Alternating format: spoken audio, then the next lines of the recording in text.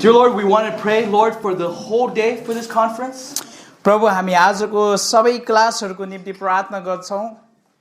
Lord, we pray that you continue to give us strength and also the spirit to be willing to continue to hear your word. प्रभु तपाईले हामीलाई ताकत दिनुहोस् र तपाईको आत्मा दिनुहोस् ताकि हामी यी क्लासहरूलाई निरन्तर सुन्न सकौं. Help the brothers that are translating and preaching the word. अनि प्रचार गर्ने अनि अनुवाद गर्ने भाइलाई तपाईले सहायता गर्नुहोस्. And help us, Lord, to not only know these truths but also apply it, motivated by the gospel.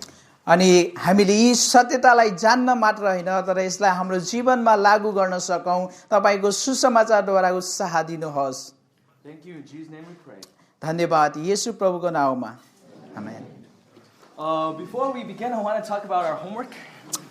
हामीले आजको सेसन सुरु गर्नुभन्दा अगाडि तपाईहरुलाई हिजो दिएको गृह कार्यको बारेमा हामी कुरा गर्नेछौं. कतिजनाले याद गर्नुभएको छ? I do want to say, I know it is very awkward to say I love you to your wife here. कहिलेकाहीँ तपाईको आफ्नो श्रीमतीलाई म तिमीलाई माया गर्छु भन्नलाई कस्तो अप्ठ्यारो महसुस हुन्छ? I think even in Chinese culture, there is an awkwardness also as well. अनि चाइनिज कल्चरमा पनि संस्कृतिमा पनि त्यहाँनिर म तिमीलाई माया गर्छु भन्नलाई कतै अप्ठ्यारो परिस्थितिहरू अथवा अप्ठ्यारो महसुस हुन्छ. I also want to say for the young men and women that are not married, this is also another homework. This is a homework. Say I love you to your parents. अनि जो तपाईहरु अविवाहित हुनुहुन्छ यहाँ तपाईहरुको लागि पनि गृह कार्य छ. तपाईहरुले गएर आफ्नो अभिभावकलाई तपाईले बुवा आमा म तपाईलाई माया गर्छु भनेर भन्नुहोस्. For Chinese Americans like Ben and myself, जस्तै हामी चाइनिजहरु अमेरिकनहरु जस्तै बेन र म, saying I love you to our wives is normal because we're Americanized. अनि हामी अमेरिकामा भएको कारणले गर्दाखेरि आफ्नो पत्नीलाई म तिमीलाई माया गर्छु भन्न हामीलाई सजिलो हुन्छ, त्यस्तो अप्ठ्यारो हुन्न. But the hardest part for us, for Ben and I, is actually saying I love you to our dads. अनि हामीलाई गाह्रो चाहिँ यो कुरामा हुन्छ कि हाम्रो आफ्नो बुबालाई म तपाईलाई माया गर्छु भन्न चाहिँ गाह्रो हुन्छ. I remember when the first time I said I love you purposely to my dad as an adult. अनि मलाई याद छ म ठुलो भइसकेपछि मैले मेरो बुबालाई एकचोटी म तपाईलाई माया गर्छु भनेको थिएँ. It was my younger sisters who were Christian who said, hey, you'd have to do this because we love our dad. We have to do this. अनि मेरो अरु बहिनीहरुले चाहिँ मलाई भन्थे कि हामीले यो गर्नुपर्छ किन हामी विश्वासी हौ, क्रिस्चियन हौ र हामीले आफ्नो बुवालाई चाहिँ प्रेम देखाउनु पर्छ. I was very awkward. I couldn't even go see my dad. I had to call my dad to say I love you. अनि म चाहिँ बाबालाई चाहिँ म तपाईलाई माया गर्छु भन्दा नि एकदम अप्ठ्यारो लाग्यो मलाई. म उहाँको आम्माने सामान्य पनि जान सकेन. So I finally did say it, but I was very nervous. It was so nervous to say I love you to my dad. अनि मैले अन्तिममा गएर उहाँलाई भन्न त भने तर म एकदमै लाज लागिरहेको थियो. म पुरा उहाँलाई अनुहारमा पनि फेसमा पनि हेर्न नसकेर पुरा झुकेर म उहाँलाई भने. And my dad started getting nervous. अनि मेरो बुबाले पनि अप्ठ्यारो मान्नु भयो. He was asking what's wrong. अनि के गलत भयो उहाँले सोध्नु भयो. He was wondering if I got kicked out of college. अनि उहाँले सोच्नु भयो कि मेरो छोरालाई चाहिँ कलेजले निकाल्दैछ क्या. And he also thought, oh, did the military call you back to go to war again? Because the last time I said I love you accidentally was when I was going to war. अनि पहिलोचोटि मैले बुवालाई चाहिँ म तपाईलाई माया गर्छु भनेर भन्दाखेरि त्यति बेला म खास लडाईको लागि जाँदै थिएँ. अनि यो चोटि भन्दाखेरि बुवाले हैन मेरो छोराले फेरि लडाईको लागि बोलाए जस्तो पनि उहाँले सोच्नु भयो. So in all of this is to say that it is awkward, but I want to encourage you that we say this because of our love for Christ first. अनि कहिलेकाहीँ यी सबै कुराहरू गर्न अप्ठ्यारो हुन्छ तर ख्रीष्टको प्रेमको कारणले हामीले यी कुराहरू गर्नुपर्छ. The Bible calls us to love in deeds and in words. अनि बाइबलले हामीलाई हाम्रो शब्दहरूबाट र हाम्रो कामहरूबाट प्रेम गर्नलाई भन्दछ. Now let's look at this. For this hour now, our discussion will be on, this is our third look on the topic of handling criticism. अनि हामीले विवाहमा आउने आलोचनाहरूलाई कसरी व्यवस्थापन गर्ने, कसरी त्यसलाई सम्हाल्ने भन्ने विषयमा लेक्चरहरूको यो अन्तिम लेक्चर हो. यो तेस्रो लेक्चर हिजो हामीले दुईवटा सेसनहरू सकाइसकेका छौं. Let me review the first two sessions on handling criticism from yesterday. अनि हिजोको दुईवटा सेसनहरूमा जुन हामीले आलोचनाको विषयमा हेरेका थियौँ त्यसलाई म समीक्षा गर्नेछु। The first part we looked at is we must be not so quick to defend ourselves. अनि हामी जब आलोचनाहरू आउँदछ अनि त्यो समयमा हामी आफैलाई छिटो सुरक्षा गर्नुहुन्न अथवा प्रतिकार गर्नुहुन्न। Then the last session yesterday we looked at the goal of when we hear criticism is to ask whether or not this is true we have sinned. अनि जब आलोचना आउँदछ अनि त्यसपछि आलोचना आउँदाखेरि त्यसको लक्ष्य के हुनुपर्छ भनेर हामीले दोस्रो सेसनमा हेर्यौं कि साँच्चै नै यो चाहिँ आलोचना सही हो कि होइन भन्ने कुरालाई पनि हामी हेरेका थियौं। So this hour we're going to look at the topic of assessing criticism. अनि यो बिहानी चाहिँ हामी आलोचनाहरूको बारेमा अध्ययन गर्ने बेलामा त्यो आलोचनालाई कसरी मूल्याङ्कन गर्ने भन्ने विषयमा हेर्नेछौँ। There is going to be 3 points. अनि त्यहाँनिर चाहिँ तीनवटा बुदाहरू हुनेछ। These 3 points are questions. अनि यी तीनवटा बुदाहरू चाहिँ वास्तवमा प्रश्नहरू हुन्। The first question is how do we respond when we are wrong? पहिलो प्रश्न छ हामी गलत छौं भने हामीले कसरी प्रतिक्रिया दिन्छौं? हामी गलत हुँदाखेरि हामीले कसरी प्रतिक्रिया दिन्छौं? Again, our first point is how do we respond when we are wrong? हामी गलत छौं भने हामीले कसरी प्रतिक्रिया दिन्छौं? And then the second question, अनि दोस्रो प्रश्न छ how do we respond when we are not sure if we are wrong? हामी गलत छौं भनेर पक्का नभएको बेलामा हामीले कसरी प्रतिक्रिया दिन्छौं? Again, second question is how do we respond when we are not sure if we are wrong? हामी गलत छौं भनेर पक्का नभएको बेलामा हामीले कसरी प्रतिक्रिया दिन्छौं? And then third question is how do we respond when we are right? अनि तेस्रो प्रश्न चाहिँ हामी सही छौं भने हामीले कसरी प्रतिक्रिया दिन्छौं? Okay. A third point again is how do we respond when we are right? हामी सही छौं भने हामीले कसरी प्रतिक्रिया दिन्छौं अथवा हामी सही हुँदाखेरि आलोचना गर्ने मानिसहरूलाई कसरी प्रतिक्रिया दिने?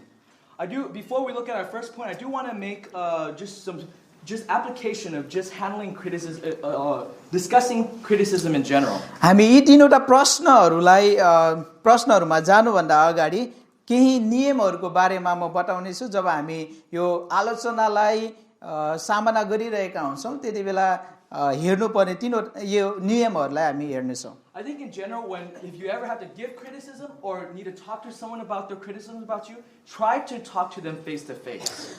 जब तपाईले कसैलाई आलोचना गर्नुहुन्छ या त तपाईलाई कसैले आलोचना गर्दैछ र तपाईले प्रतिउत्तर दिनु पर्यो भने तपाईले त्यो बेलामा चाहिँ आमन्ने सामन्ने तपाईले कुरा गर्नुहोस्। So they'll be able to see your expression, your body, to see how you're feeling when you are giving the criticism.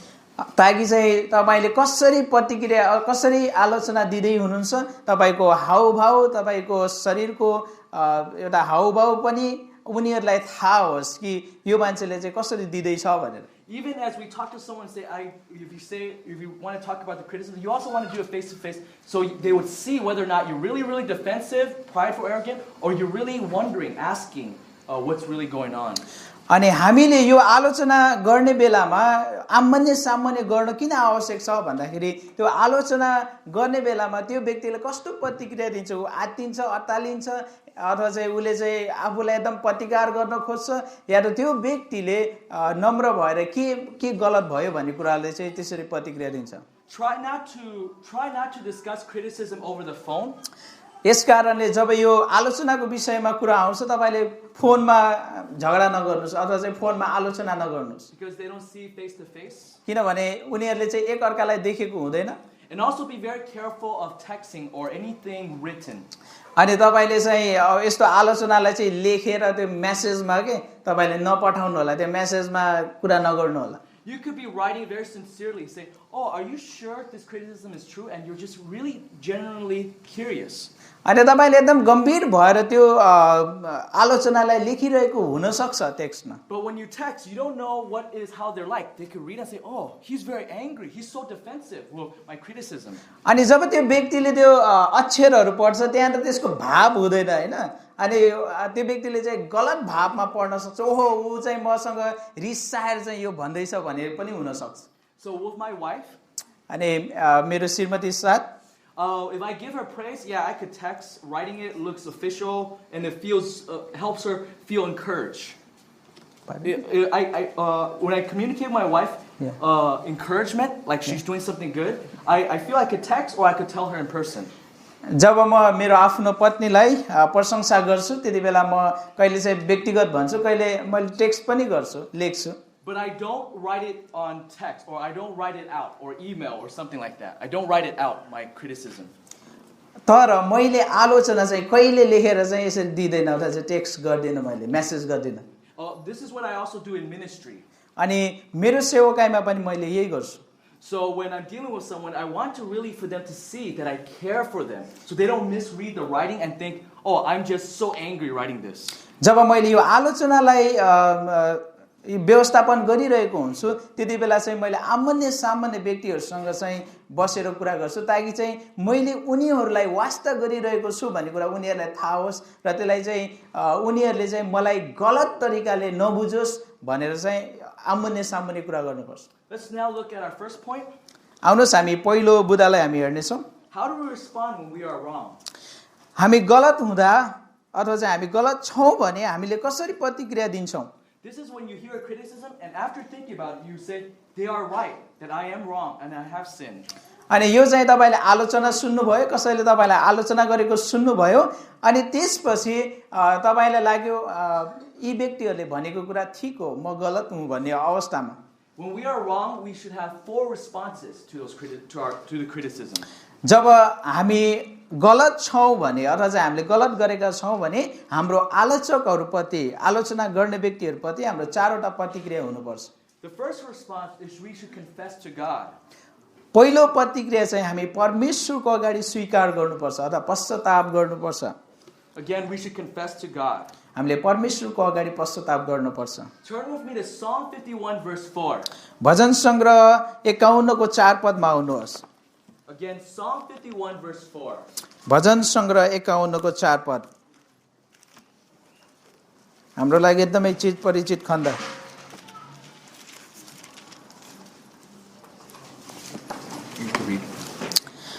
भजन संग्रह 51 को 4 पद म पढ्नेछु. तपाईको विरुद्धमा केवल तपाईकै विरुद्धमा मैले पाप गरेको छु र तपाईको दृष्टिमा जे खराबी छ त्यही गरेको छु. यसै कारण बोल्नु हुँदा तपाई ठीक प्रमाणित हुनुहुन्छ र न्याय गर्दा तपाई न्यायी ठहरिनुहुन्छ. In the context, this is a psalm that's written by King David. अनि सन्दर्भमा यो चाहिँ विशेष गरी राजा दाउदले लेखेको भजन संग्रह हो. This whole psalm is actually David's prayer to God. अनि यो पुरै भजन संग्रह चाहिँ दाउदको प्रार्थना हो. And he's praying to God to confess his sins. उले आफ्नो पापको पश्चाताप गर्नको निम्ति परमेश्वरसँग प्रार्थना गरिरहेका छन्.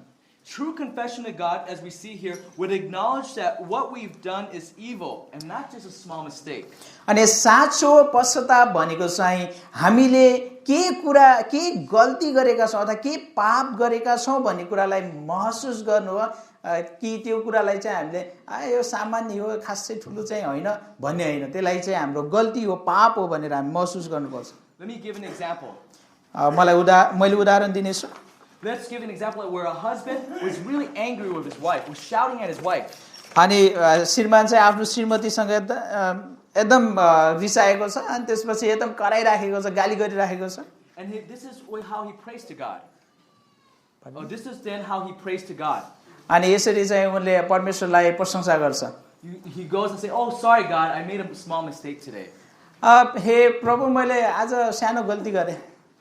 But really, actually, the true confession would be, no, this is a sin. I was wrong. I shouldn't have been angry, and yet I broke God's holy laws. तर साँचो पश्चाताप त्यो हो कि त्यो व्यक्तिले चाहिँ यो मैले ठुलो पाप गरेँ, यो परमेश्वरको व्यवस्था विपरीत मैले गरेँ, यो मैले नगर्नु पर्ने थियो, म नरिसाउनु पर्ने थियो, तर म रिसाएको कारणले मैले परमेश्वरको विरुद्धमा पाप गरेँ भनेर सोच्नु नै अथवा त्यसलाई महसुस गर्नु चाहिँ साँचो पश्चाताप हो. True confession to God would also acknowledge that God's standards or laws are right. अनि साँचो पश्चातापले अथवा साँचो स्वीकारले यो पनि कुरा विश्वास गर्छ कि परमेश्वरका व्यवस्था र उहाँको नापहरू चाहिँ ठीक छन्. Notice in this verse it says, you are justified when you speak and blameless when you judge. अनि यहाँनिर चाहिँ बोल्नु हुँदा तपाईँ ठिक प्रमाणित हुनुहुन्छ र न्याय गर्दा तपाईँ न्याय ठहरिनुहुन्छ भनेर बताएको छ। One of the more unusual parts of this verse is the following phrase, against you, you only have I sinned. अनि यो पटको एउटा आश्चर्य अचम्म लाग्दो खण्ड चाहिँ विशेष गरी अगाडिपट्टि भएको तपाईको विरुद्धमा केवल तपाईकै विरुद्धमा भन्ने शब्द चाहिँ एकदम आश्चर्यजनक छ। We ask the question, in this case when he's confessing sin, did David only sin against God? अनि यो यहाँनिर जब दाउदले पश्चाताप गरिरहेको छ अनि हामीलाई प्रश्न लाग्न सक्छ कि दाउदले केवल परमेश्वरको विरुद्धमा मात्रै पाप गरेको हो र? Look with me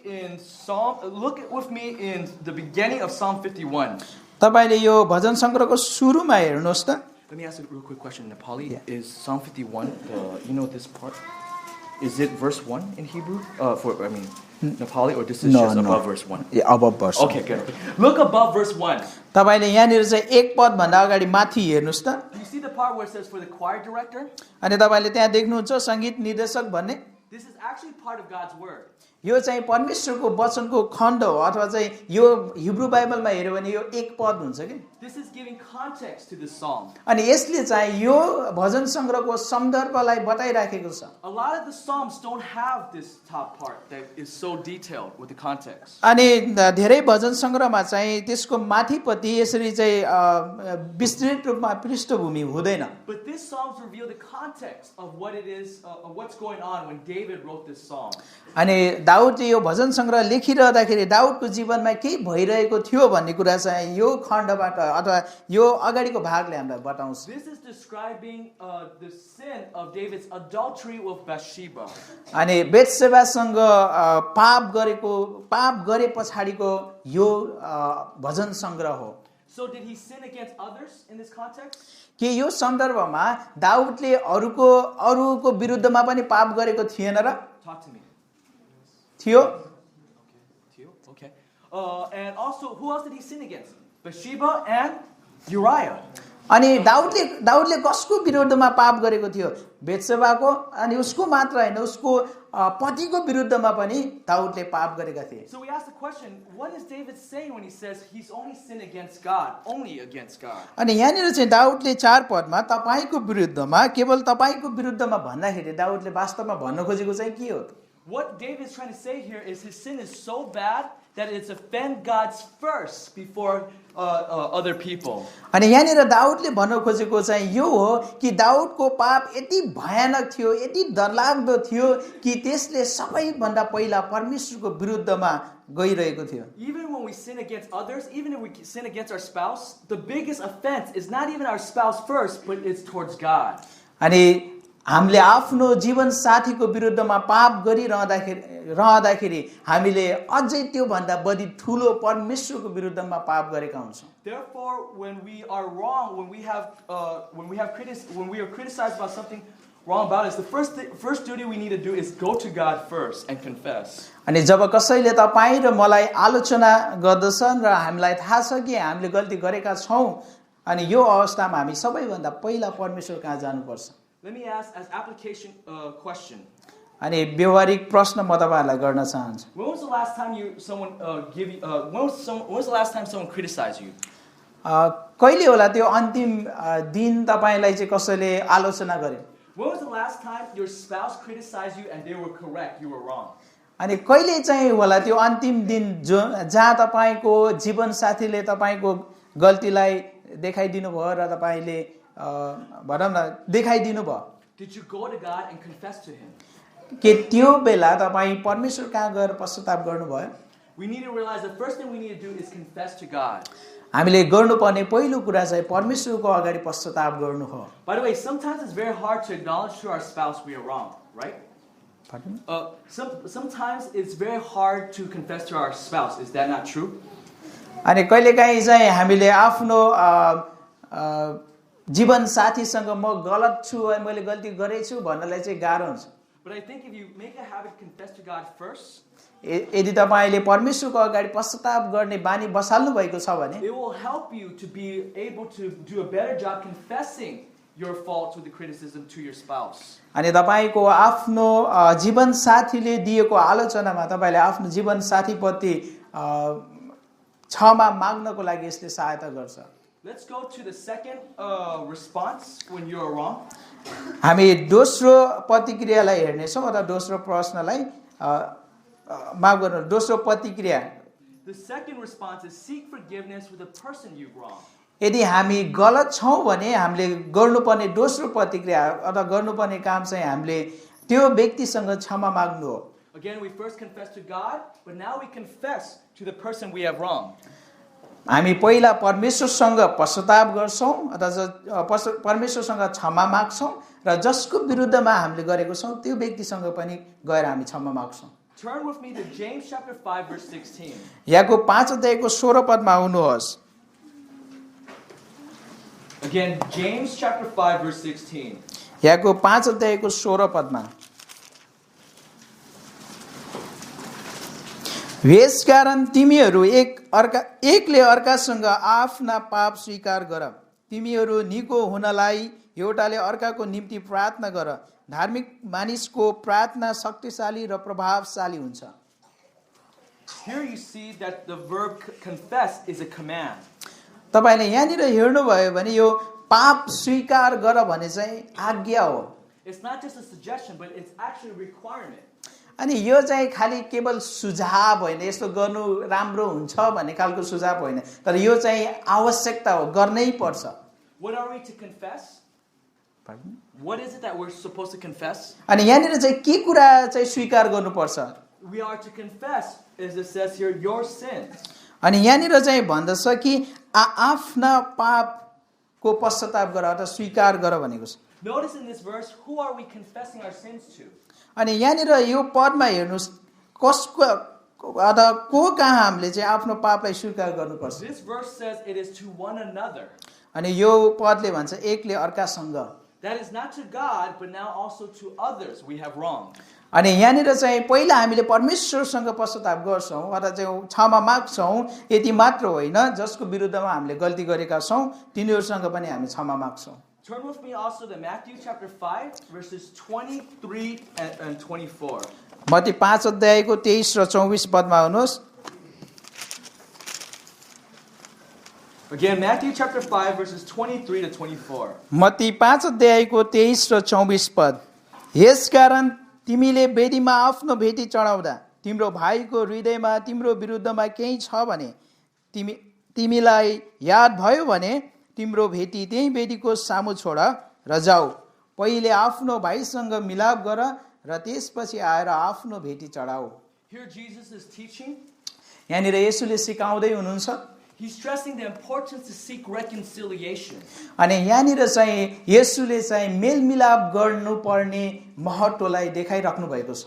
He stresses the importance by saying, first be reconciled to your brother and then come to present your offering in the temple. अनि यहाँनिर चाहिँ येशूले भन्दै हुन्छ पहिला गएर आफ्नो भाइसँग मिलाप गर त्यसपछि मात्र आएर चाहिँ मन्दिरमा चाहिँ आफ्नो भेटी चढाऊ। This is so important. Jesus even says if someone sinned against you, you could go ahead and take the initiative and try to be reconciled with them. अनि यहाँनिर चाहिँ येशूले यसलाई एकदम महत्त्वपूर्ण अथवा जोड दिएर भन्नुभएको छ कि कसैले तपाईको विरुद्धमा पाप गर्यो भने पनि त्यो व्यक्ति आउँछ कि भनेर बस्ने होइन, तपाईँ पहिला गएर तपाईले चाहिँ अग्रिम कदम चाहिँ तपाईले चाल्नुपर्छ। You're not just sitting there and say, "Oh, I'm waiting for him to come down, begging on his knees for apology." You're not doing that. त्यो मान्छेले चाहिँ मेरो विरुद्धमा गल्ती गरेको उ आएर चाहिँ घुँडा टेकेर चाहिँ उले चाहिँ क्षमा माग्नुपर्छ। But you're going actively, not just only to make him say sorry to you, but you want to be reconciled. You guys would have peace with one another. तर तपाईले खाली त्यो व्यक्तिले क्षमा मागेको मात्र तपाईले चाहनुहुन्न, तर तपाईले त्यो व्यक्तिसँग फेरि पुनर्मिलाप भएको अथवा चाहिँ सम्बन्ध फेरि पुनर्मिलापमा आएको तपाईले चाहनुपर्छ। The question would be, some of you guys reading this might be thinking, wait a minute, it seems like there's a contradiction in the Bible. अनि तपाईले यो पढ्दै गर्दाखेरि तपाईले यसो फेरि रोकिएर हैन बाइबलमा विरोधाभास छ क्या हो भन्ने तपाईलाई लाग्न सक्ला। When we are wrong, do we go to God first or do we go to people first, as this verse seems to suggest? अनि यहाँनिर तपाईँले हेर्ने बेलामा यहाँनिर चाहिँ पहिला गएर चाहिँ आफ्नो भाइसँग मेलमिलाप गर भन्ने बेलामा तपाईँलाई प्रश्न लाग्न सक्छ ओहो अघि त हामीले परमेश्वरसँग पहिला गएर पश्चाताप गर्नुपर्छ भन्ने थियौँ तर अहिले त फेरि यहाँ भाइको कुरा गरेको छ भने चाहिँ पहिला हामी परमेश्वरसँग पश्चाताप गर्ने हो कि क्षमा माग्ने हो कि अथवा चाहिँ त्यो अर्को व्यक्तिसँग जसको विरुद्धमा हामीले पाप गरेका छौँ. Here we see, it says here that don't even go give offering first, but go be reconciled. अनि यहाँनिर चाहिँ भन्दछ भेटी चढाउनुभन्दा अगाडि भेटी छोडेर पहिला आफ्नो भाइसँग मिलाप गर भनेको छ. I don't think there's a contradiction. अनि मलाई लाग्दैन कि यहाँनिर चाहिँ विरोधाभास छ. I think we have to confess to God first. म यो सोच्दछु कि हामीले पहिला परमेश्वर कहाँ अथवा उहाँको अगाडि पश्चाताप गर्नुपर्छ. Remember when David says, against you and you only I've sinned, it shows that the greatest offense is towards God when we sin. अनि हामीले भर्खरै भजन सङ्ग्रहमा हेर्यौँ दाउदले जब तपाईको विरुद्ध केवल तपाईको विरुद्ध भन्दाखेरि हामीले गरेका हरेक पापले सबैभन्दा बढी पहिला परमेश्वरलाई हामी दुखित तुल्याउँछौँ. But when it says offering here, remember the Jews have many kinds of offerings. अनि जब यहाँनिर चाहिँ भेटीको कुरा गर्दछ यहुदीहरूको चाहिँ परम्परामा धेरै खालको भेटीहरू थिए. There was sin offerings, but there's also different kinds of offerings as well. Grain offerings and different kind of offerings in worship to God. त्यहाँनिर चाहिँ अन्न बलि, पाप बलि, होम बलि यस्ता थुप्रै खालका बलिहरू अथवा भेदीहरू थियो परमेश्वरको आराधनाको लागि. So I think what it's saying here, what Jesus is saying here is, hey, don't just go and do all the spiritual things with God when you really have problems with people. अनि यहाँनिर चाहिँ येशूले भन्न खोज्नु भएको चाहिँ यही हो कि तपाईँ अरू मानिसहरूसँग तपाईँको मिलमिलाप छैन भने झगडा छ भने तपाईँ गएर उसमा चाहिँ सबै आत्मिक कुराहरू तपाईँले गर्नुहुन्छ अनि त्यो चाहिँ नगर्नुहोस् भनेको. Go to God first and confess. पहिला परमेश्वर कहाँ जानुस् पश्चाताप गर्नुहोस्. Seek forgiveness from the person you're wrong. अनि त्यसपछि जो व्यक्तिले पाप गरेको छ अथवा चाहिँ तपाईले जो व्यक्तिको विरुद्धमा अथवा जो व्यक्तिले तपाईको विरुद्धमा पाप गरेको छ उहाँसँग फेरि क्षमा लिने दिने कुरा गर्नुहोस्. And then continue in worship of God in other ways.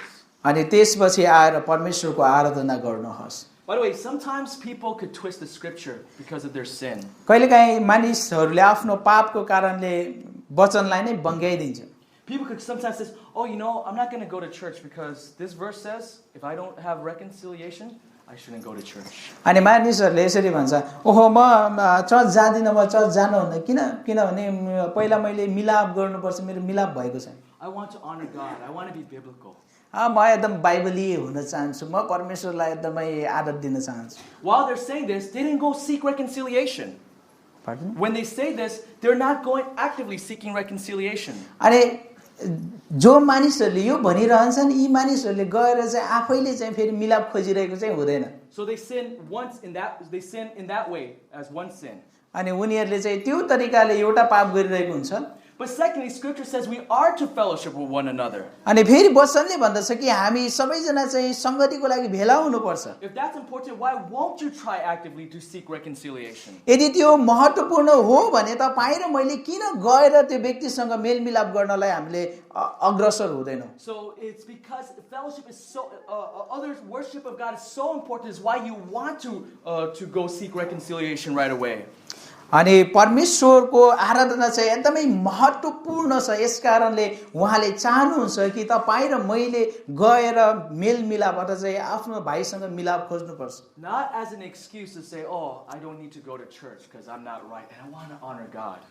अनि तपाईले चाहिँ बहाना बनाउन पाउनुहुन्न ओहो मैले पाप गरेको छु मेरो मिलाप भएको छैन म आज चर्चमा जादिन संगति जादिन यसरी बहाना गर्न पाउनुहुन्न. Because you're actually dishonoring God and bringing about more sins. तपाईले वास्तवमा परमेश्वरको अनादर गर्दै हुनुहुन्छ र अझै पापमाथि अर्को पाप तपाईले थप्दै हुनुहुन्छ. As application, व्यवहारिक प्रयोग we must go and talk to the person we have wronged.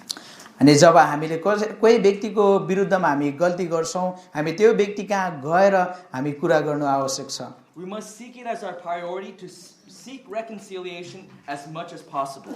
अनि सम्भव भएसम्म त्यो व्यक्तिसँग तपाईले मिलाप खोज्नुहुन्छ असा कसरी फेरि हामी क्षमा दिएर मिलाप हुन सक्छौं त्यसलाई ध्यान दिनुहुन्छ. Let's go now to response number 3. आउनुहोस् हामी तेस्रो प्रतिक्रियामा जानेछौँ. पहिलो बुदामै छौँ तेस्रो प्रतिक्रिया. Point number 3 is this: if appropriate, make restitution. अनि तेस्रो प्रतिक्रिया चाहिँ तपाईँ गलत हुँदाखेरि तपाईँले कसरी प्रतिक्रिया दिने भन्ने हेर्दैछौँ हामी। तेस्रो प्रतिक्रियामा यदि उचित हुन्छ भने भरपाई गर्नुहोस्। Again, if appropriate, make restitution. यदि उचित हुन्छ भने भरपाई गर्नुहोस्। We're going to be turning to Luke chapter 19. हामी लुका 19 अध्यायमा आउनेछौँ। We're going to be reading a long passage, verses 1 to 10. हामी लुका 19 अध्यायको 1 देखि 10 पदसम्म पढ्नेछौँ। Again, Luke 19, verses 1 to 10. लुका 19 अध्यायको 1 देखि 10। म पाठ गर्नेछु, तपाईहरुले हेर्नु होला। लुका 19 अध्यायको 1 देखि 10। येशू एरियोमा प्रवेश गरेर त्यहाँबाट जाँदै हुनुहुन्थ्यो। त्यहाँ जखायस नाउँ भएका एकजना मानिस थिए। तिनी कर उठाउनेहरूमा प्रमुख मानिस थिए अनि धनी थिए। येशू को हुनुहुँदो रहेछ भनेर तिनी हेर्न चाहन्थे, तर पुटको भएका हुनाले भिडले गर्दा तिनले देख्न सकेनन्। तिनी उहाँलाई हेर्नलाई अघि दौडेर एउटा अन्जिरको रुखमा चढे, किनकि येशू त्यही बाटो भएर जान लाग्नु भएको थियो। तब येशू त्यस ठाउँमा आइपुग्नु भयो। तब उहाँले मास्तिर हेरेर तिनलाई भन्नुभयो, हे जखायस, चाँडो ओर्लेर आऊ, किनभने आज मलाई तिम्रो घरमा बस्नु परेको छ। तिनी झट्टै ओर्लेर आए अनि खुसी साथ उहाँको सत्कार गरे। जब मानिसहरूले यो देखे तिनीहरू सबैले यसो भनेर गनगनाउन लागे, उनी पापीको घरमा पाहुना लाग्न गए। जखायसले खडा भएर प्रभुलाई भने, प्रभु हेर्नुहोस्, म आफ्ना सम्पत्तिको आधा भाग गरिबहरूलाई दिन्छु, र कोहीबाट अन्यायपूर्वक केही लिएको छु भने म त्यसको 4 गुणा फिर्ता गरिदिनेछु। तब येशूले तिनलाई भन्नुभयो, आज यस घरमा मुक्ति आएको छ, किनकि यिनी पनि अब्राहमका छोरा हुन्, किनभने मानिसको पुत्र हराएकाहरूलाई खोज्न र बचाउन आएको हो। Here in the context we see there's a man named Zacchaeus who is a tax collector. यहाँनिर तपाईले एउटा मानिस देख्नुहुन्छ, जखायस भन्ने, जो चाहिँ कर उठाउने व्यक्ति थिए। In this time period in Israel, there was 2 kinds of tax from the Roman Empire. अनि यो समयमा चाहिँ रोमी साम्राज्यबाट अनि 2 खालको कर हुन्थ्यो। There's one tax that the Jews had no problem with. That's what they pay every year to the government. अनि त्यो एउटा खालको कर चाहिँ यहुदीहरूलाई कुनै समस्या थिएन। उनीहरूले चाहिँ हरेक वर्ष चाहिँ त्यो रोमी राज्यलाई चाहिँ साम्राज्यलाई चाहिँ दिन्थे। But there's a second kind of tax that the Jews did not like. अनि त्यहाँनिर अर्को खालको कर थियो, त्यो चाहिँ यहुदीहरूलाई मन पर्थेन। The Romans would give these permits, and people would buy these permits so that they would be tax collectors. The second kind will be the government will give permits to certain Jews to be tax collectors. अनि दोस्रो खालको कर उठाउने बेलामा चाहिँ त्यहाँनिर विशेष केही यहुदीहरूलाई चाहिँ साम्राज्यले रोमी साम्राज्यले चाहिँ अनुमति दिन्थे र उनीहरूले गएर चाहिँ कर उठाउँथे। These taxes will be collected by their fellow Jews. अनि यो कर चाहिँ ती यहुदीहरूले नै सङ्कलन गर्थे। So for example, let's just say you're walking from here to Botol. यदि तपाईँ यहाँदेखि बुटोल हिँड्दै हुनुहुन्छ भने These guys will set tables and then would have toll tax. अनि यी मानिसहरूले चाहिँ बाटोमा चाहिँ टेबल राख्छ अनि हामीले तपाईले देख्नुहुन्छ हैन यी स्थानीय कर के छ अनि त्यसपछि उनीहरूले चाहिँ ती करहरू उठाउँछन्। But these people will ask more than just what is required. तर यी मानिसहरूले चाहिँ ठ्याक्कै नेपालमा जस्तै चाहिने भन्दा पनि तिर्नुपर्ने भन्दा पनि बेसी माग्थे। This is where they would make their profits. अनि त्यहाँबाट उनीहरूले चाहिँ आफ्नो आम्दानी अथवा फाइदा गर्थे। So if you're walking in this time period from here to Botol, for example, you wouldn't even know how many tax collectors you'll run into, how many money you have to pay to get to one place. अनि तपाई यो समयमा अब यहाँ जुन बाइबलको समयमा छ जस्तै तपाई यहाँबाट बुटोल जानु पर्यो भने बाटोमा कति ठाउँमा माग्छ भन्ने तपाईले हेक्कै हुँदैन, कति पैसा तिर्नु पर्छ भन्ने थाहा हुँदैन, त्यहाँ थुप्रै हुन्थे। And each one of them will try to get as much money from you. अनि ती सबैजनाले चाहिँ तपाईबाट सबैभन्दा बढी जति निकाल्न सक्छ पैसा लिन चाहन्छ। And the purpose really is to make money from you. अनि उनीहरुको उद्देश्य चाहिँ तपाईबाट पैसा लिनु थियो। Now Zacchaeus has met Jesus. अनि यहाँनिर चाहिँ जखायसले येशूलाई भेट गरेको छ। He was now a changed man. अनि यहाँनिर चाहिँ अब जखायस परिवर्तन भएको छ। Look with me in this first half of verse 8.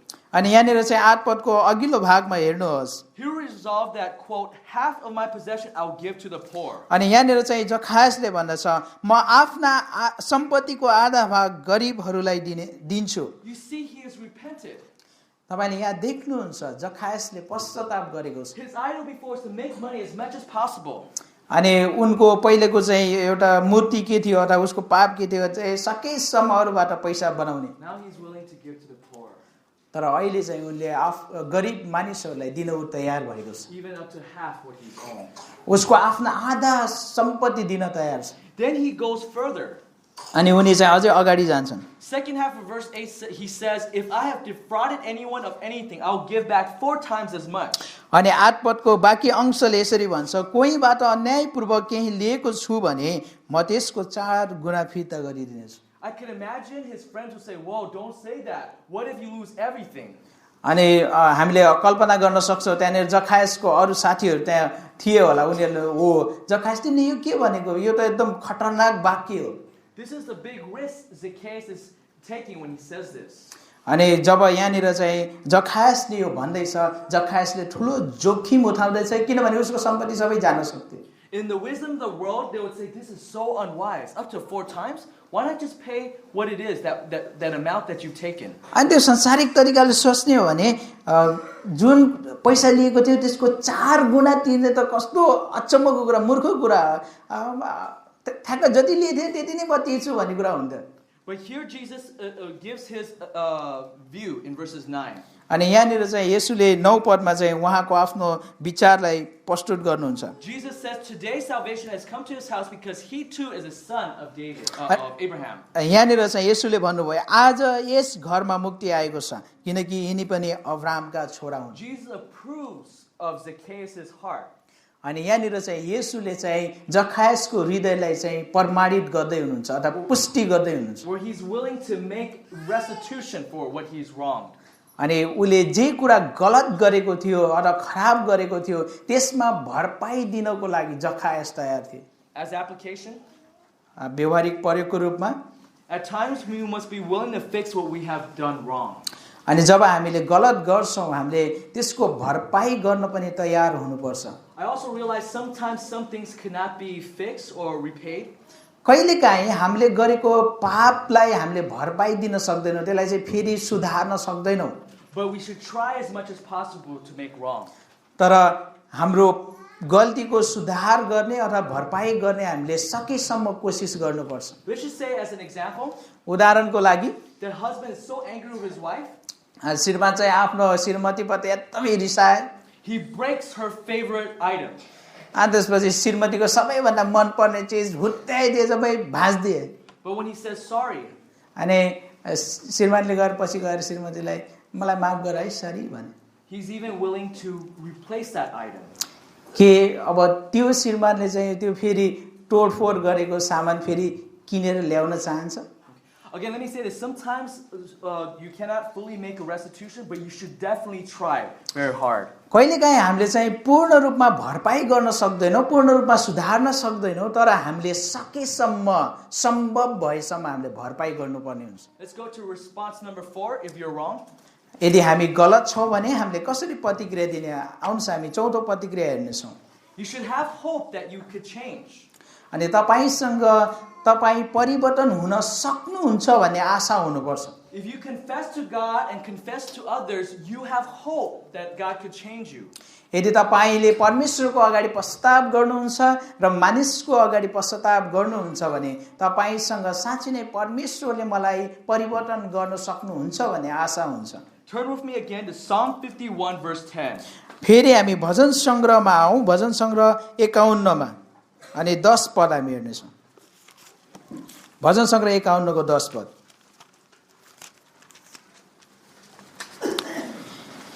हे परमेश्वर ममा शुद्ध हृदय सिर्जनुहोस् र म भित्र एउटा स्थिर आत्मा पुनर्जीवित पार्नुहोस् Notice this is the same prayer we saw earlier of David's confession of sin. अनि यो चाहिँ दाउदले पापको पश्चाताप गरेको प्रार्थना हो You see that David asked God to create in him a clean heart after repenting. अनि यहाँनिर चाहिँ पश्चाताप गरिसकेपछि दाउदले परमेश्वरसँग शुद्ध हृदय सिर्जनुहोस् भनेर प्रार्थना गर्छ। David believed in God's sovereign grace. अनि दाउदले परमेश्वरको सार्वभौम अनुग्रहलाई चाहिँ विश्वास गर्छन्। That God could change our hearts. परमेश्वरले हाम्रो हृदय परिवर्तन गर्न Could सक्नुहुन्छ। even clean our hearts. हाम्रो हृदयलाई उहाँले सफा गर्न सक्नुहुन्छ। So we see His grace here. अनि यहाँनिर हामी परमेश्वरको अनुग्रहलाई देख्छौँ। We can change. हामी परिवर्तन हुन सक्छौँ। We need to pray for change. हामी परिवर्तन हुनको लागि प्रार्थना गर्नुपर्छ। But that also means we have human responsibilities to change. अनि प्रार्थना गरेर मात्र हुँदैन, फेरि हाम्रो आफ्नो व्यक्तिगत जिम्मेवारी पनि हुन्छ। Don't be the one that says, "Oh, dear God, please change me," and then you sit there for a whole day and say, "Hey, God didn't change me." तपाईँ यस्तो व्यक्ति नबन्नुहोस्, हे प्रभु तपाईँले मलाई चाहिँ परिवर्तन गर्नुहोस्, अनि दिनभरि तपाईँ बस्नुहुन्छ, खोइ परिवर्तनै भएन। So after you pray this, you know that God will change you. Go ahead to go about with your desire to change, to do things, knowing that every time you do what is right, God was enabling you to do it. अनि तपाईले पश्चाताप गर्नुहोस् अनि परमेश्वरसँग परिवर्तन गर्नको लागि प्रार्थना गर्नुहोस् र तपाईले सही कुरा गर्ने कोसिस गर्नुहोस्। अनि जब तपाईले सही कुरा गर्न गर्नुहुन्छ तपाईले जान्नुहुन्छ परमेश्वरले तपाईसँग र तपाईमा काम गर्दै हुनुहुन्छ। Let's go to the second point. How to respond when we're not sure if we're wrong. आउनुहोस् हामी आलोचनालाई कसरी प्रतिक्रिया दिने भन्ने दोस्रो बुँदा हेर्नेछौँ। हामी गलत छौँ भनेर पक्का नभएको बेला, मैले गलत गरेको छु भनेर पक्का नभएको बेलामा कसरी प्रतिक्रिया दिने? This is if you're trying to figure out and you're not sure yet whether criticism is true or false. अनि यो चाहिँ तपाईँ यस्तो अवस्थामा हुनुहुन्छ कि त्यो व्यक्तिले तपाईलाई दिएको आलोचना चाहिँ ठीक हो या ठीक होइन भन्ने अवस्था। Your first response is to pray, to be honest. अनि तपाईको पहिलो प्रतिक्रिया यो अवस्थामा पहिलो प्रतिक्रिया यो हुनुपर्छ कि तपाईले यसको बारेमा प्रार्थना गर्नुहुन्छ। Turn with me to Job 13 verse 23. तपाई अय्युबको पुस्तक 13 अध्यायको 23 पदमा आउनुहोस्। अय्युबको पुस्तक 13 अध्याय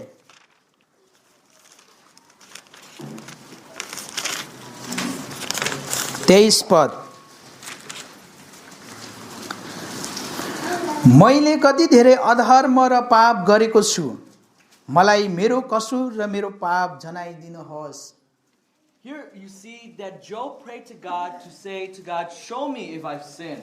अनि यहाँनिर चाहिँ हामीले अय्युबले परमेश्वरसँग प्रार्थना गरिरहेको हामी देख्छौँ कि अय्युबले परमेश्वरसँग भन्दछ कि परमेश्वर मैले गरेको पाप मलाई देखाइदिनुहोस्। If you're not sure whether or not the criticism is true, pray to God to show where you've sinned. यदि तपाईले गरेको आलोचना ठीक हो या होइन भने जब तपाईँ दोधारमा पर्नुहुन्छ तपाईँ परमेश्वरसँग प्रार्थना गर्नुहोस्।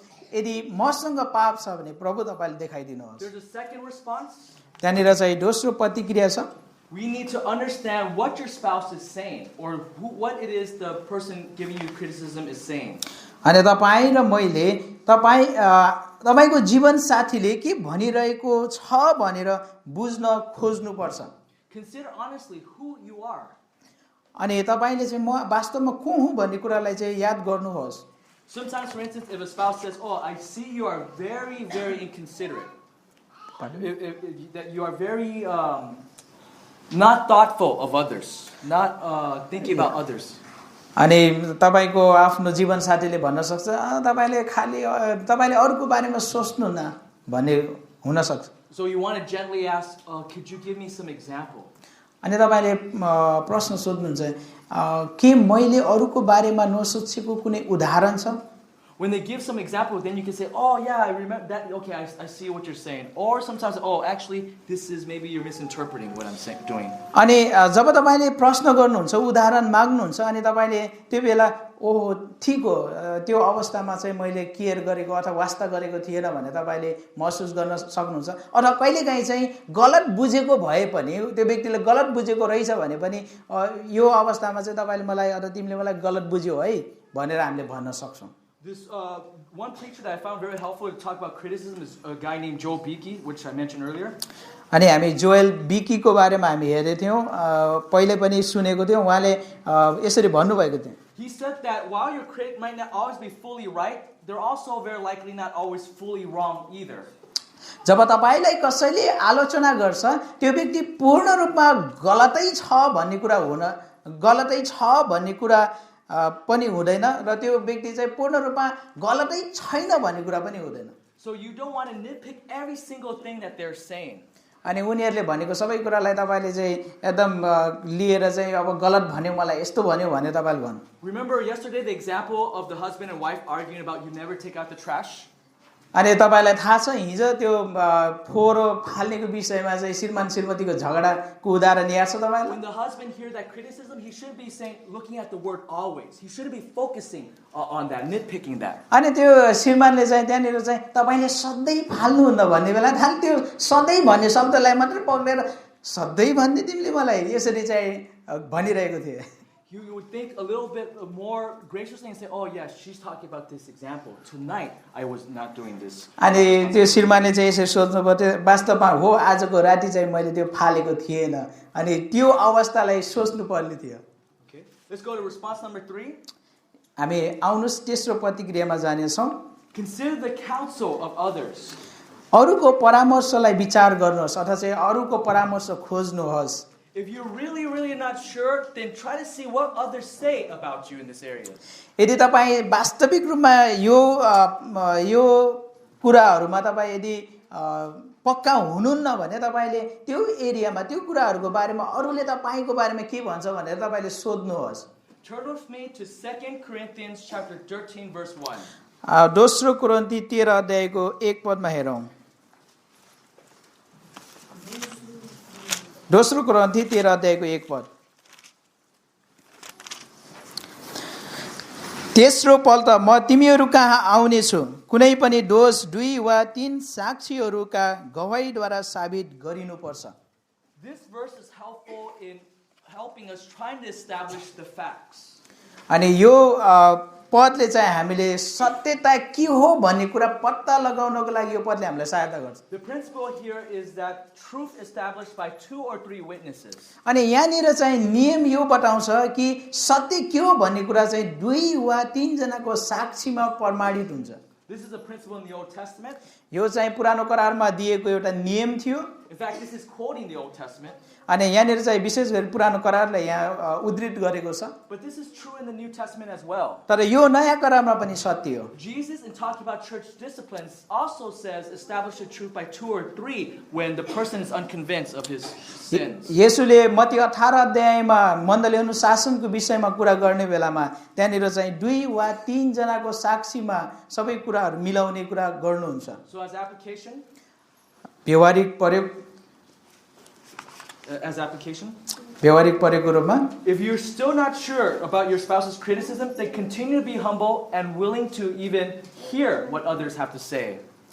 अनि यदि तपाईको जीवन साथीले भनिरहनु भएको त्यो आलोचना तपाईलाई एकदम हो कि होइन भने निश्चित छैन भने तपाई नम्र हुनुहोस् र तपाईको बारेमा अरु मानिसहरूले के भन्दो रहेछ त्यो पनि तपाईले सोध्नुहोस्.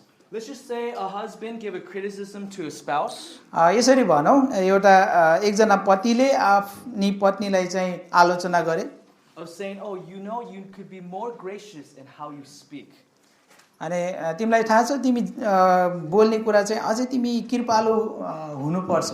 And the wife disagrees. अनि श्रीमती चाहिँ त्यो कुरामा चाहिँ सहमत हुँदैन. Then the wife could also say, hey, she should go ask to 2 or 3 reliable sisters in the church maybe or others and say, do you see me being not good and honorable in my words to my husband? अनि यो अवस्थामा यसरी कुरा गर्न सक्छौं. ठीक छ हाम्रो मण्डलीका अरु असल बहिनीहरु दिदी बहिनीहरुसँग गएर 2-3 जनासँग गएर सोधम कुन अवस्थामा अथवा चाहिँ म चाहिँ यदि नम्र तरिकाले बोलिरहेको छैन छु कि छैन भनेर सोधम भनेर यसरी गर्न सक्नुहुन्छ. If your spouse and others keep saying you have this problem, chances are this is probably true because 2 or 3 witnesses establish the truth. यदि तपाईको जीवन साथीको विषयमा अरु व्यक्तिले पनि त्यस्तै कुरा राख्छ भने त्यस्तै कुरा बताउँछ भने सम्भवतः 2 वा 3 जनाको साक्षीले गरेको कारणले त्यो कुरा सही हुन सक्छ. Want to go over point number now to the third question? हामी तेस्रो प्रश्नमा हामी जानेछौं. How do we respond when we are right? जब हामी सही हुन्छौँ अथवा जब हामी ठिक हुन्छौँ त्यति बेला अरूले आलोचना गर्दा हामी कसरी प्रतिक्रिया दिने? That is when the criticism is not true. अनि त्यो आलोचना गर्ने व्यक्तिको आलोचना चाहिँ सही हुँदैन। I know it could be very hard, right? You're like, oh, it's so hard. अनि कहिलेकाहीँ चाहिँ यस्तो अवस्थामा प्रतिक्रिया दिन चाहिँ धेरै गाह्रो हुन्छ। There's going to be 9 responses. अनि त्यहाँनिर चाहिँ 9वटा प्रतिक्रियाहरू छन्। Response number 1, पहिलो प्रतिक्रिया, consider your spouse motivation. तपाईको जीवनसाथीको विचारलाई ध्यान दिनुहोस्। Sometimes your spouse still means well when they misinterpreted you. अनि कहिलेकाहीँ तपाईको आफ्नो जीवनसाथीले आलोचना गरिरहँदाखेरि त्यो जीवनसाथीले भन्न खोजेको चाहेको कुरा चाहिँ ठिक हुन सक्छ तर भन्ने कुरा चाहिँ अझ चाहिँ त्यसको प्रस्तुतिकरण गलत हुन सक्छ। Be very careful of thinking everything your spouse is doing everything with a bad intention. अनि तपाईको जीवनसाथीले गर्ने हरेक कुरा चाहिँ गलत सोचले गरेको हो भन्ने कुरा चाहिँ तपाईले नसोच्नुहोस्। Instead we are to have the mind of Christ. हामीलाई ख्रिस्टको जस्तो दिमाग अथवा चाहिँ विचार हुनुपर्छ। Do you remember yesterday when we looked at Philippians 2:3? तपाईले फिलिपी 2:3 पद हामीले हिजो हेरेका थियौं, तपाईले याद गर्नुभएको छ। This is what Philippians 2:3 says. अनि फिलिपी 2:3 पदले यसरी भन्छ, स्वार्थ र अहंकारमा केही नगर तर नम्रतामा एउटाले अर्कालाई आफू भन्दा श्रेष्ठ ठान। So we should definitely think highly of our spouse. अनि हामीले चाहिँ आफ्नो जीवनसाथीको बारेमा उच्च अथवा श्रेष्ठ तरिकाले सोच्नुपर्छ। जहिले नि गलत घन्चैले भन्ने तरिकाले सोच्नुहुन्न। So be careful and consider your motivation. Probably is there might be, even if the motive is mixed, there might be still a well intention in bringing the criticism. अनि त्यो आलोचना चाहिँ गलत समयमा अलग गलत तरिकाले ल्याएको हुन सक्छ तर पनि त्यो अवस्थामा पनि त्यो जीवनसाथी तपाईले जसले आलोचना गर्दैछ त्यो व्यक्तिको विचार चाहिँ सही हुन सक्छ। Also, second point, दोस्रो प्रतिक्रिया, remember that the truth will come out. याद गर्नुहोस् कि सत्य बाहिर आउनेछ। Again, remember that the truth will come out. याद गर्नुहोस् कि सत्य बाहिर आउनेछ। Look with me in Luke 8 verse 17. लुका 8 अध्यायको 17 पदलाई हेर्नुहोस्। Again, Luke chapter 8 verse 17. लुका 8 अध्यायको 17 पद, कुनै कुरा लुकाएर राख्न सकिदैन जो प्रकट हुँदैन अनि कुनै कुरा गुप्तमा रहँदैन जो थाहा लाग्दैन वा प्रकाशमा आउँदैन। Here you see Jesus teaching this principle. येशूले यहाँनिर यो नियम सिकाउँदै हुनुहुन्छ। Nothing will always be hidden. केही कुरा पनि लुकेर रहन सक्दैन। Eventually things will be revealed. अनि समय क्रमसँगै त्यो कुराहरू चाहिँ प्रकट हुँदै जान्छ। And sometimes truth are revealed fully also even before we go to heaven. Before the day of judgment. Yeah. Okay, we just don't say anything. Just say truth will come out. अनि सत्यता चाहिँ समय क्रमसँगै आउँछ। So if you and your spouse are unconvinced about this matter, अनि तपाईं र तपाईको जीवनसाथी चाहिँ यो जुन समस्याको विषयमा चाहिँ एकदम स्वीकार भएन भने एकअर्का चाहिँ यो गरेको हो या होइन भन्ने कुरा भएन भने still be practice patience with your spouse who's giving you this incorrect criticism. अनि जसले तपाईलाई गलत आलोचना गरेको छ त्यो जीवनसाथीप्रति तपाई अझै नम्र हुनुहोस्। But sometimes give it time, then the spouse would also say, oh, or maybe you would also say, oh, I'm actually the one that's wrong. So the truth will come out. अनि कहिलेकाहीँ चाहिँ समय दिनुहोस् ताकि चाहिँ त्यो समयले त्यो सत्यता प्रकट गर्छ या त त्यो व्यक्ति चाहिँ गलत हो भन्ने कुरा देखाउँछ या त म गलत रहेछु भन्ने कुरा समयले प्रकट गर्छ। There's also a third response we should have when we are wronged by someone's criticism. हामी चाहिँ अरूको आलोचनाद्वारा हामी सही थियौं तर अरूको आलोचनाद्वारा गलत हुँदाखेरि गरिने तेस्रो प्रतिक्रिया, Don't forget you're still called to love your spouse. तपाईले यो कुरा नबिर्सनुहोस् कि अझै पनि तपाईको जीवनसाथीलाई प्रेम गर्ने जिम्मेवारी तपाईको छ। Our flesh says we only would love our spouse only if they were nice to us. हाम्रो शरीरले भन्छ कि हाम्रो जीवनसाथी जब उनीहरु चाहिँ असल हुन्छ र राम्रो गर्छ त्यति बेला मात्रै प्रेम गर्छु भने हाम्रो शरीरले भन्छ। But that's not what scripture teaches. तर बाइबलले हामीलाई त्यो कुरा बताउँदैन। Some of us feel like, oh, you know, she gives so much, he or she gives so much criticism. That person is, my spouse has become my enemy. अनि मेरो जीवनसाथीले मलाई यति साह्रो आलोचना गर्छ, मेरै जीवनसाथी चाहिँ मेरै शत्रु भएछ। But does that mean you can still stop loving them? अनि त्यसको अर्थ के तपाईले त्यो व्यक्तिलाई प्रेम गर्न छोड्नु हो? What did Jesus teach? येशूले के सिकाउनु भयो? Jesus teach we are to still love our enemies. येशूले सिकाउनु भयो हामी आफ्नो शत्रुलाई पनि प्रेम गर्नुपर्छ। So you must still continue to love your spouse even if the criticism is unjust. यदि तपाईलाई गरिएको आलोचना चाहिँ उचित नहुँदा पनि तपाईले आफ्नो जीवनसाथीलाई प्रेम गर्नुपर्छ। This is response number 4. अनि हामी चौथो प्रतिक्रिया हेर्नेछौँ। You still have the responsibility to be kind to your spouse. तपाई अझै दयालु हुने जिम्मेवारी छ। Again, you have the responsibility to be kind to your spouse. तपाई अझै दयालु हुने जिम्मेवारी छ। This is what it means to be loving to your spouse. अनि यो चाहिँ तपाईको जीवनसाथीलाई प्रेम गर्नु भनेको अर्थ के हो भन्ने कुरा यसले बताउँछ। Turn with me to Romans 12:10. रोमी 12 अध्यायको 10 पद आउनुहोस्। तपाईले पल्टाउनु भ्याउनु भएन भने लेखेर राख्नुहोस् है। रोमी 12 अध्यायको 10 पद। भातृ प्रेमसँग एक अर्कालाई प्रेम गर, आफूलाई भन्दा बढी अरूलाई आदर गर। Here you see we are to be devoted in loving kindness towards one another. अनि एक अर्काप्रति दया देखाउने कुरामा चाहिँ हामी समर्पित हुनुपर्छ। So we must be careful and still say I have responsibility loving and specifically to be kind to my spouse. अनि तपाईले यो सोच्नुपर्छ यद्यपि मेरो विरुद्धमा गलत आलोचना आए पनि मैले प्रेम देखाउने जिम्मेवारी छ र मैले त्यो जिम्मेवारी भएको कारण म दयालु हुनुपर्छ। By the way, I think for those who are single there's an application here as well. अनि तपाईहरु जो अविवाहित हुनुहुन्छ तपाईहरुको लागि पनि यहाँ व्यवहारिक प्रयोग छ। If you remember I stress so much about loving the church prepares us for marriage. अनि मैले तपाईलाई चाहिँ अगाडि नै धेरै भनिसकेको छु कि तपाईले मण्डलीलाई प्रेम गर्नु चाहिँ त्यसले तपाईको विवाहको लागि तयारी गर्नु हो। There are people in my church that disagree with me. अनि चर्चमा चाहिँ तपाईसँग सहमति नहुने कोही व्यक्ति हुन सक्छ। And I know they disagree with me. अनि तपाईलाई थाहा छ उनीहरु चाहिँ तपाईसँग सहमति हुँदैन। But I'm still going to love them. अनि तपाई फेरि पनि तपाई त्यो व्यक्तिलाई प्रेम And गर्नुहुन्छ। I'm still going to be kind to them. अनि त्यो व्यक्तिसँग तपाई दयालु हुनुहुन्छ। I'm still going to treat them as a brother and sister appropriately of who they are. अनि उनीहरु परमेश्वरको अथवा चाहिँ उनीहरु चाहिँ ख्रीष्टका जन भएको कारणले तपाईले दाजुभाइ दिदीबहिनीको रूपमा तपाईले व्यवहार गर्नुहुन्छ। Now if they disagree in major area, I'm not going to have them teach obviously or serve in certain capacity. अनि उनीहरु चाहिँ तपाईसँग सहमत नभएको कारण ओहो अब मैले यी सबै कुरा गर्नु पर्दैन उनीहरुप्रति दयालु हुनु पर्दैन भन्ने होइन। But here we have the responsibility to be still kind so that sometimes it takes time for people to see the truth. अनि कहिलेकाहीँ चाहिँ सत्यता के हो भनेर देख्नलाई समय लाग्छ यसकारण तपाई त्यो अवस्थामा कृपालु हुनुपर्छ। Again, faithful in little, faithful in much. तपाई थोरै कुरामा विश्वासयोग्य हुनुभयो भने धेरै कुरामा विश्वासयोग्य हुनुहुनेछ। Let's go to response number 5. आउनुहोस् हामी पाँचौं प्रतिक्रिया हेर्नेछौँ। You have the responsibility to forgive.